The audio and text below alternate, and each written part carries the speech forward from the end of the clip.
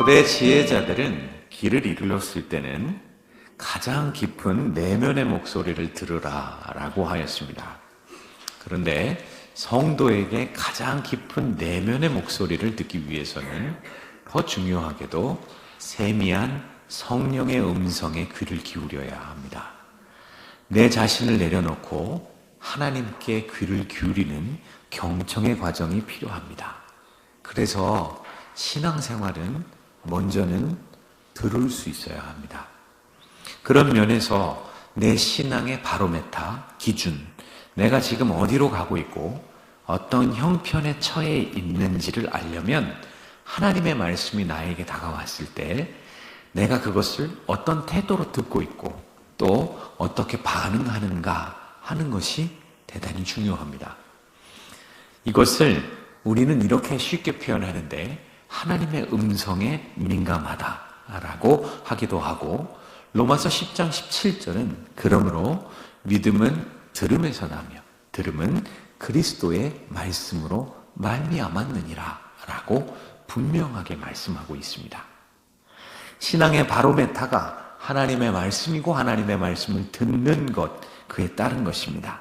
하나님의 말씀을 듣는 과정은 그런데 단순하게 보여도 절대 단순하지가 않습니다.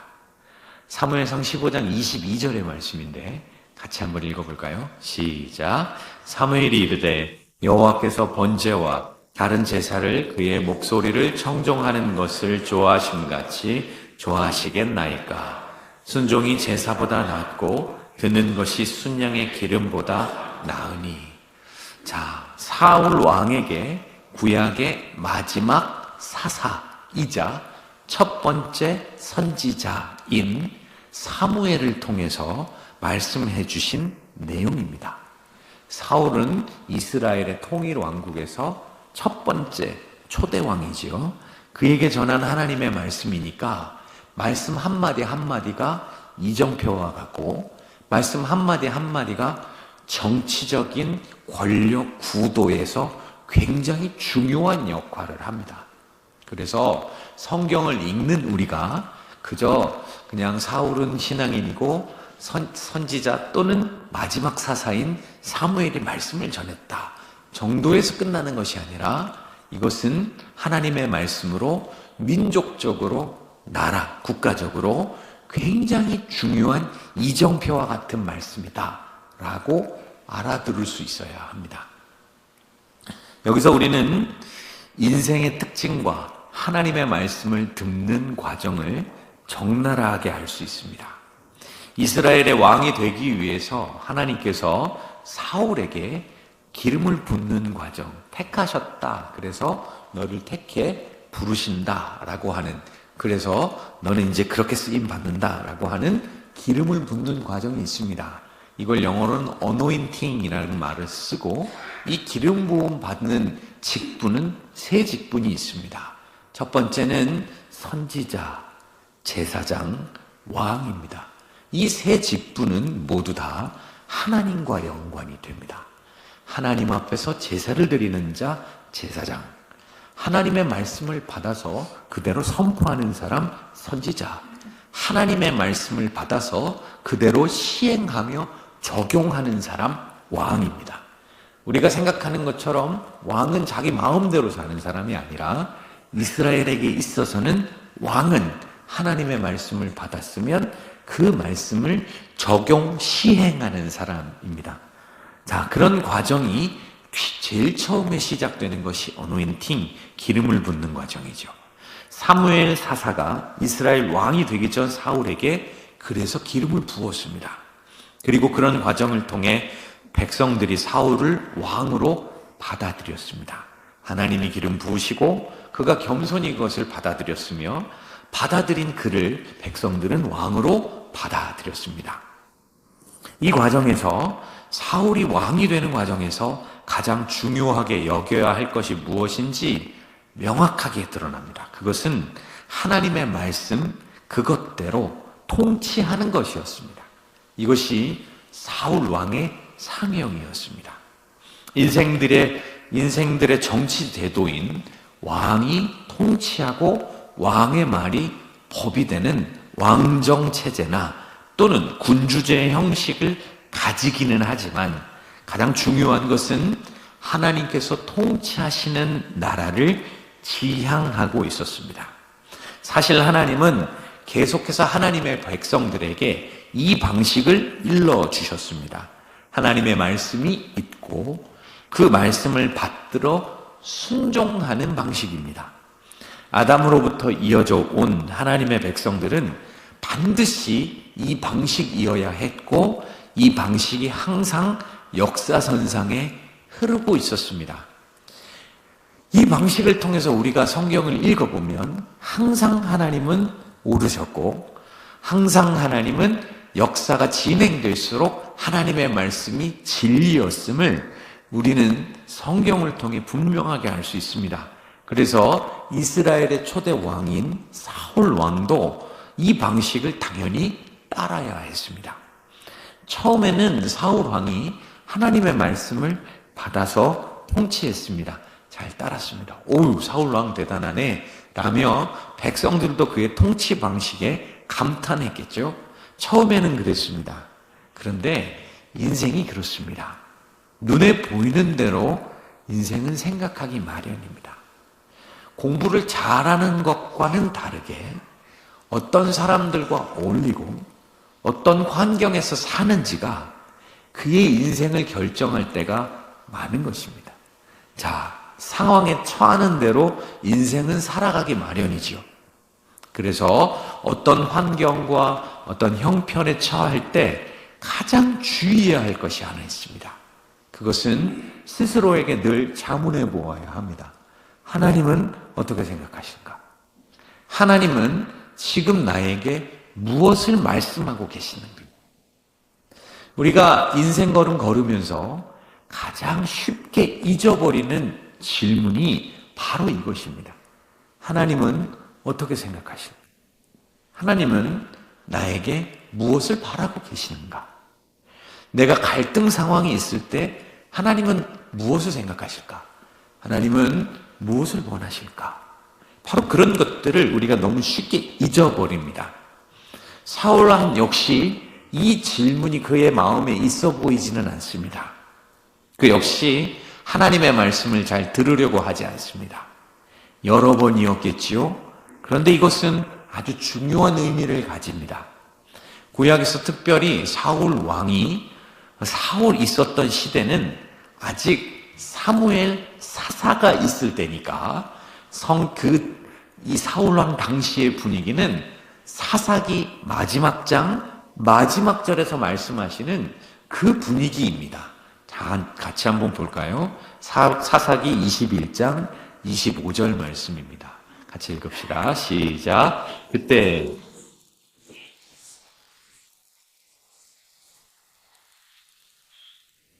이것은 사사기 전체와 사무엘상을 향해 분위기를 말씀하는 내용입니다. 그때에 이스라엘에 왕이 없으므로 사람이 각기 자기의 소견에 옳은 대로 행하였더라. 여기서 왕은 누구를 말할까요? 왕은 표면적으로는 인간왕입니다. 그런데 잘 생각해 보면 이스라엘에 왕이 없다. 이 말은 신앙적으로 하나님이 왕이 아닌 것처럼 살았다라는 뜻입니다. 그래서 결과는 각기 자기의 소견, 자기의 생각대로 옳은 대로 살았다라고 하는 거죠. 여러분, 이게 벌써 수천 년 전 이야기입니다. 하나님의 말씀이 있었던 때이기도 하고요. 역사는 반복됩니다. 그리고 신앙의 역사도 반복됩니다. 각기 자기의 소견에 옳은 대로 하나님이 왕이 아닌 사회 속에서, 사회적 분위기 속에서 살아왔다라는 겁니다. 이 분위기에서 사울 왕 역시 이런 사람이었다는 거죠.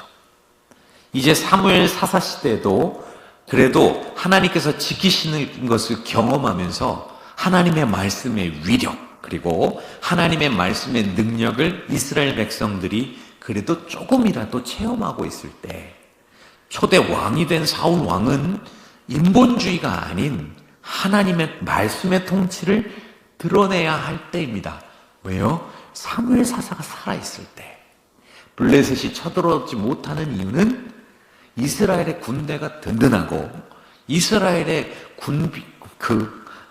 무강한 어떤 그 국력이 있어서가 아니라 사무엘 사사 한 명 때문에 못 들어오는 겁니다. 사무엘이 나서면 하나님께서 역사하셔서 저들을 막아주시고 사무엘이 나서면 기적이 일어나고 하니 이스라엘에 마치 상비군처럼 언제나 존재하는 군대처럼 사무엘 사사가 있었다라고 생각을 했던 겁니다. 이때 하나님의 말씀이 흥왕되도록 사울 왕은 하나님의 말씀의 통치를 드러냈어야 합니다. 그런데 이런 아주 중요한 시기이자 그의 한마디의 백성들이 그리고 오고 오는 백성들에게 이정표와 같은 위치를 세워주는 중요한 시기에 그가 왕이 되고 주변 나라들을 정복하고 나니 점점 이방의 왕들처럼 정복군주 또는 전제군주로서 힘으로 통치하는 권력자의 모습으로 변질돼 버리고 마는 것입니다. 이때 하나님께서 사무엘 사사를 통해 사울 왕에게 주신 말씀이 우리가 읽은 본문의 말씀입니다. 그래서 단순히 본문의 말씀은 순종 잘해라 이런 뜻으로 알아들으면 말씀을 그냥 수박 겉핥기하고 마는 것입니다. 아주 중요한 의미가 있습니다. 자, 다시 한번 읽어볼까요? 사무엘상 15장 22절 같이 읽읍시다. 시작. 사무엘이 이르되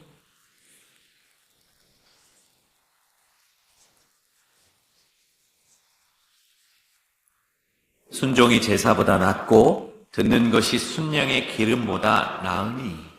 자, 이것이 순종의 가치입니다. 사울 왕에게 이 말씀은 전체적인 정치의 그 가지고 있는 판단, 정치적인 메커니즘, 돌아갈 수 있도록 하는 아주 중요한 내용인 거죠. 하나님의 말씀이 있으니 그 말씀에 순종하는 것이다. 순종이 제사보다 낫고 당신이 듣는 것이 당신이 이렇게 소중히 여기고 귀중히 여기는 순양, 당신이 그 전리품으로 얻어서 전투의 승리처럼 얻어지는 그 순양의 기름보다 낫는 것이 바로 하나님의 말씀을 듣는 것이다. 전투에서 승리해서 당신의 뜻대로 전리품을 얻었다 한들 그것이 무슨 가치를 칠 수 있겠는가?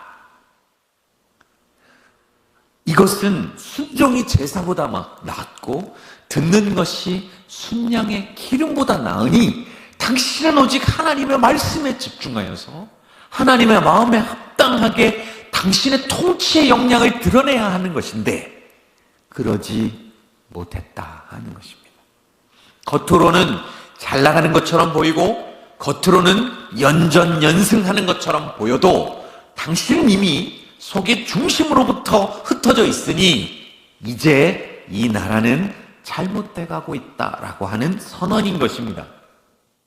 단순히 듣고 안 듣고를 이전에 하나님께서 통치하신다 그것을 믿고 따르는 자의 문제로 우리가 읽어야 하는 거죠. 우리가 하나님과 제대로 교제를 나누는 과정은 두 가지 핵심적인 과정이 있습니다. 먼저는 나를 죽이는 것입니다. 죄죽임의 교리라고도 하지요. 이것은 아주 쉽게 이런 겁니다. 존귀한 사람 앞에 가기만 해도 내가 과연 이 사람과 교제를 나눌 수 있을 정도의 사람인가 하며 자기의 자신을 돌아보는 것입니다. 아주 중요한 인물 앞에 딱 가면 잘 옷을 매무새를 가다듬고 제일 좋은 이 옷을 가지고 꾸미고 그리고 정결하게 하고 나가는 것이 인생입니다. 하물며 인생도 그러한데 하나님과 교제를 나눈다고 하면 그런 마음이 들지 않는 것이 이상하겠죠. 이것이 시작입니다. 나는 과연 하나님 앞에 서기에 합당한 사람이고 그럴 만한 자격을 갖춘 사람인가? 그러면 믿음이 있는 사람이면 전부 네 라고 대답하지 않습니다. 아니요 라고 말하죠. 그런 과정은 내가 얼마나 부족하고 얼마나 연약한지를, 적어도 내가 입은 옷이 얼마나 합당하지 않은지, 내 자격이 얼마나 미비하고 미미한지를 알게 되어, 맞아, 그동안 내가 잘못 살았구나, 혹 내가 그분 앞에 가서 내 흠결이 너무나 많은데 내가 어찌 내 스스로의 능력으로 설 수 있겠는가 하면서 내 자신을 내려놓고 정결하게 하는 그런 과정이 있습니다. 이것이 첫 번째 단계입니다. 하나님 제대로 믿으면 이것이 첫 번째 단계로 언제나 오는 것입니다. 불 꺼진 예배당에 혼자 이렇게 들어와서 앉아있으면 여기가 참으로 편하구나 하는 것이 아니라, 주여, 이 종놈이 왔습니다. 이 종놈이 하나님의 자녀로서 여겨주셔서 이 자리에 오게 됐습니다. 허나 나는 그럴 만한 자격이 없는 사람입니다. 인생 어렸을 때는 당당해 보였는데 살고 보니 그 산 연수만큼 나는 자격이 없다는 것을 알고 이 자리에 왔습니다 하는 그런 자기 자신을 죽이고 죄 죽임의 교리가 우리 가운데 늘 있는 것입니다. 이것이 먼저입니다. 두 번째는 첫 번째와 연관이 되죠. 첫 번째는 내 자신을 죽이고 내려놓고 하는 과정이 있었다면, 그 다음 과정은 순수하게 하나님께서 행하시는 과정입니다. 그런데 이 과정은 놀랍게도 마치 내가 한 것처럼 느껴집니다. 내가 결심하고 내가 결단하고 결행하기 때문입니다. 하지만 그런데도 불구하고 마지막 고백은 나의 능력이 아니라 모든 것이 하나님의 은혜입니다 라고 고백하는 거죠. 여러분, 이것이 하나님의 말씀을 듣는 것입니다. 하나님의 말씀을 들었을 때 그제 목사님 통해서 들어온 말씀이 이거고, 예배 중에 들은 말씀이 이거고, 그래도 나는 아직 멀었습니다. 많이 시간 필요합니다. 하나님의 말씀이 내게 들어오면 내 자신을 돌아보아야 하는 것입니다. 이것이 하나님과 교제를 나누는 두 가지 핵심 과정입니다. 그런데 하나님은 이런 교제를 하는 과정에서 우리에게 자율권을 주시죠. 아담에게 그러하셨던 것처럼 말이죠. 아담에게는 자유의지입니다. 그 자유의지는 하나님을 영화롭게 하는 과정으로 늘 결론 지어졌어야 합니다.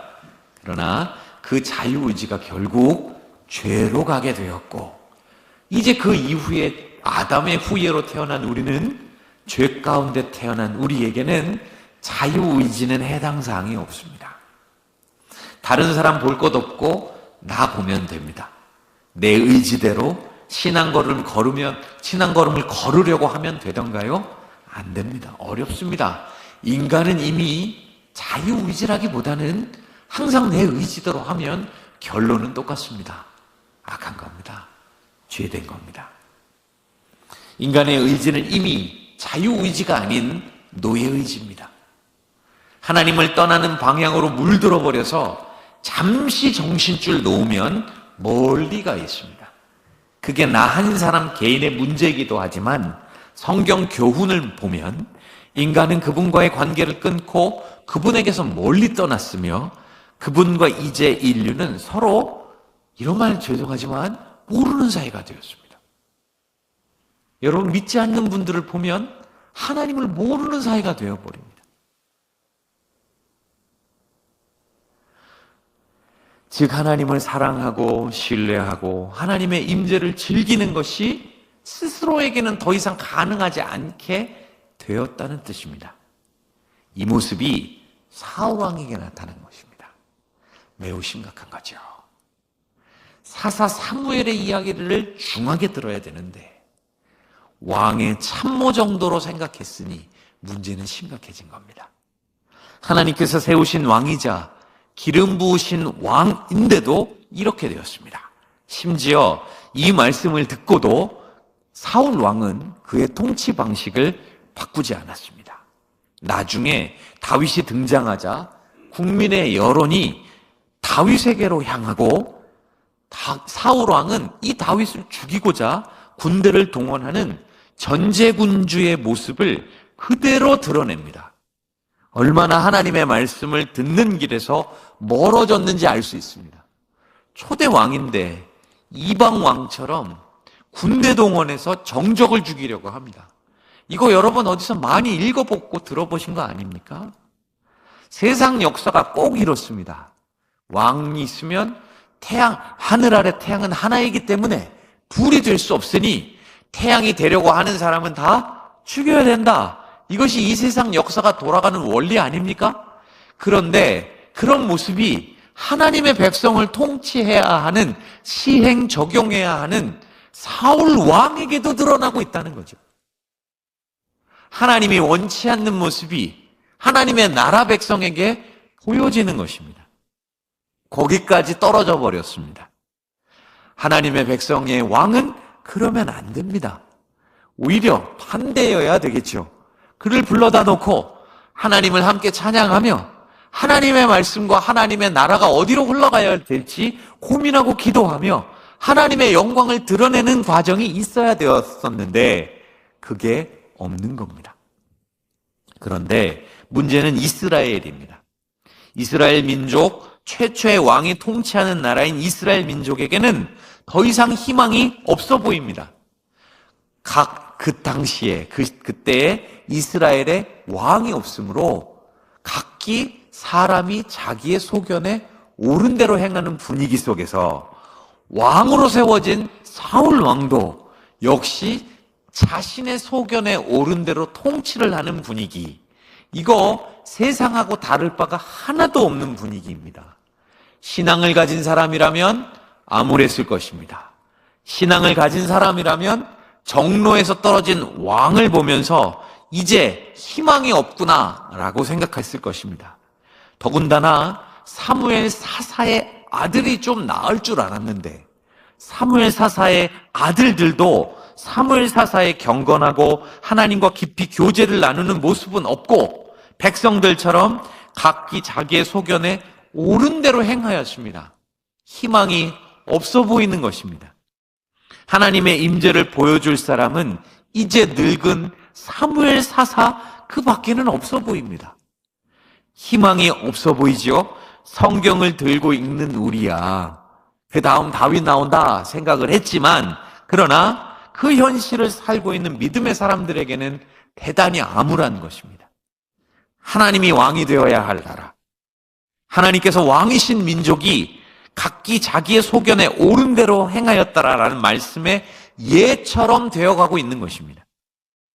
그런데 사랑하는 평화교회 성도 여러분, 저는 이 말씀을 믿습니다.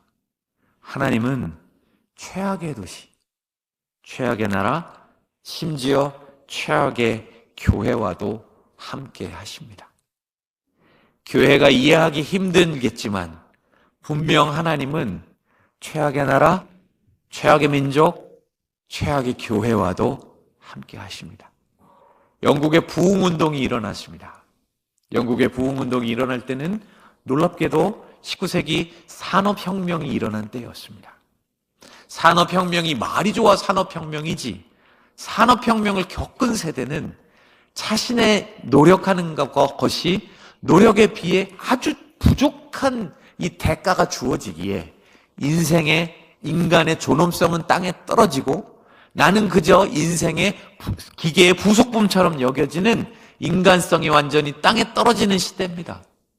여성들은 자신의 성을 팔고 남자들은 자신의 힘과 능력으로 어떻게 살아보려고 애를 쓰며 소년들은 먹고 살기 힘들어 도시로 와서 런던 같은 곳에서 불황민으로 살고 불황민으로 살면서 그저 굴 속에 들어가 사는, 그래서 백성들은 그 가운데 마약과 약물과 술에 중독되어 사는 사회였습니다. 이것이 19세기 놀랍게 인류의 발전이라고 일컫는 산업혁명의 뒷모습이었습니다. 그런데 그때 희망은 없어 보이죠. 교회가 무슨 희망이 있겠습니까? 이런 사람들만 교회에 가득한다면 교회에 무슨 희망이 있겠습니까? 그런데 하나님은 최악의 나라, 최악의 도시, 최악의 교회에도 함께 하셔서 놀랍게도 19세기에 대부흥의 운동이 그런 시대에 시작되었던 것입니다. 하나님의 말씀이 능력이 있으며 하나님의 말씀이 힘이 있으며 우리가 살 길은 복음을 믿고 예수를 믿으며 정결하게 사는 것이다. 우리 형편을 보니 과연 내가 하나님 앞에 나갈 만한 자격과 존재가 되겠는가? 그렇지만 주님 나를 불쌍히 여겨주셔서 예수 믿게 하시고 주님 앞에 기도하게 하시고 내 삶을 하나님 앞에 정결하게 내어드려서 비록 나 역시 공장에서 일을 하고 나 역시 똑같이 이렇게 살아가지만 주님 우리를 불쌍히 여겨주옵소서. 그랬더니 19세기 대각성운동이 일어나는 것입니다.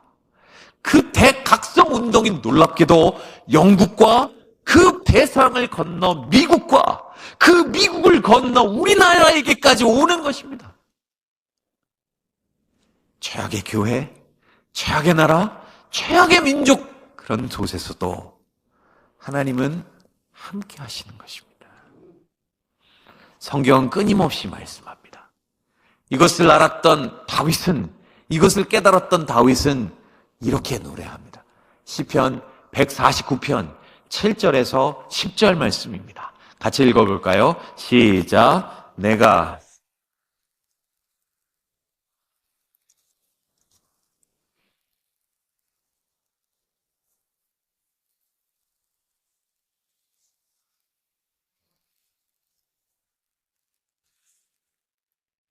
거기서도 주의 손이 나를 인도하시며 주의 오른손이 나를 붙드시리이다.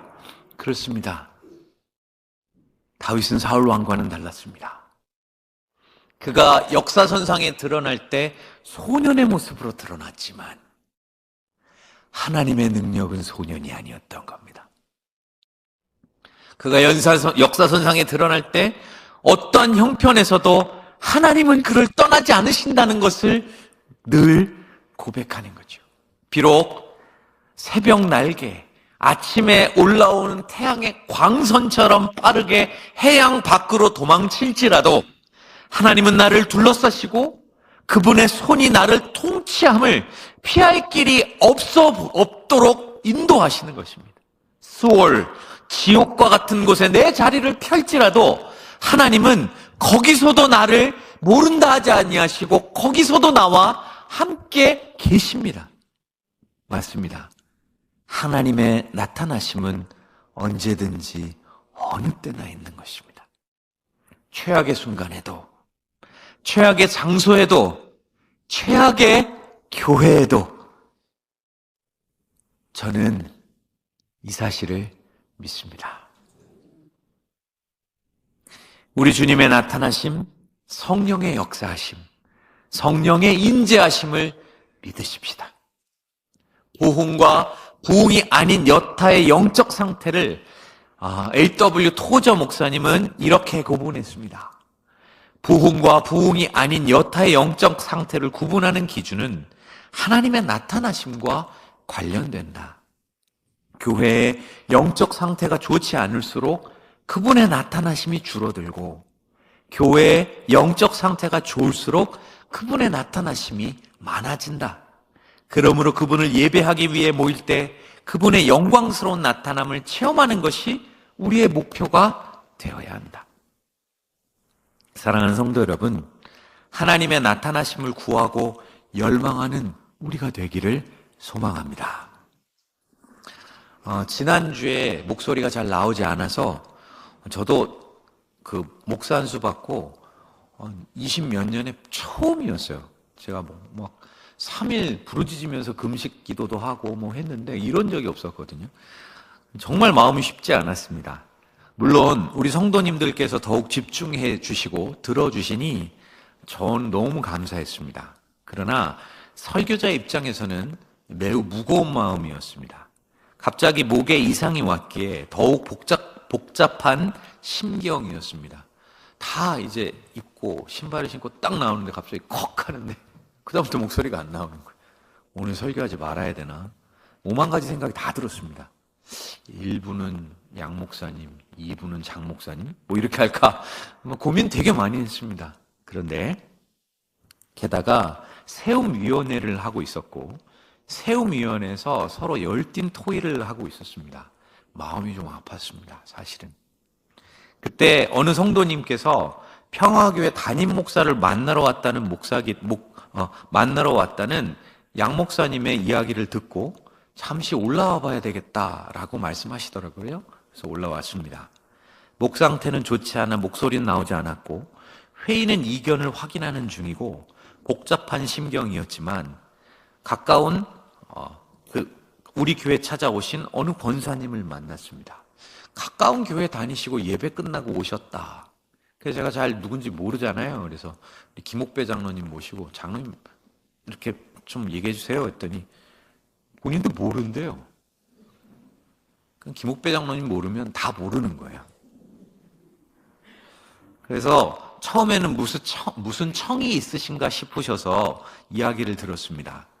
요인즉슨 30년 전에 우리 교회 예배당을 빌려서 본인의 교회는 개척교회라 딸을 시집 보내고 그 30년 동안에 마음에 짐이 있어서 왔노라고 하시며 우리 교인이 아닌 그분이 감사헌금을 하시겠다고 하시면서 주시고 가셨습니다. 한동안 마음이 멍했습니다. 무슨 메시지인가? 하나님은 나에게 그리고 우리 교회에 어떤 마음을 가지고 계시는가를 고민했습니다. 우리 교회가 어떻게 나아가야 하는가를 보여주시는 경험이었습니다. 그렇게 가십시다. 하나님이 일하시는 것을 보십시다. 하나님은 언제나 어느 때나 임재하십니다. 우리 교회가 그걸 봐야 합니다.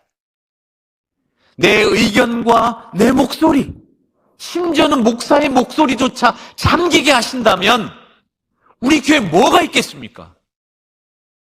하나님의 임재하심 밖에는 없는 것입니다. 하나님이 일하시는 것밖에 없습니다. 여러분, 우리 하나님 앞에서 하나님이 일해달라고, 우리 가정에, 우리 교회에, 우리 나라에 하나님 역사해달라고, 그거밖에 없습니다. 그것을 깊이 바라십시다. 그 잔치 자리에 하나님의 임재가 있어서 놀라운 영광이 드러나도록 기도하십시다. 그렇습니다. 우리 교회 하나님께서 일하십니다. 내가 많이 기도해서, 내가 열정적으로 기도해서 저는 좀 더 깊이 보았으면 좋겠습니다. 71년 전에 우리 교회를 위해 기도했던 성도들의 기도, 그 이후에 오고 오는 성도들의 기도, 그리고 지금 현재가 우리가 있는 우리의 기도까지 주님께서 다 들으셔서 역사하시기를 바라는 것입니다. 모든 과정에서 하나님께서 일하시는 것을 경험하는 교회여야 합니다. 너무 염려하지 마시고 하나님의 일하심을 구하는 우리가 되시기를 간절히 소망합니다.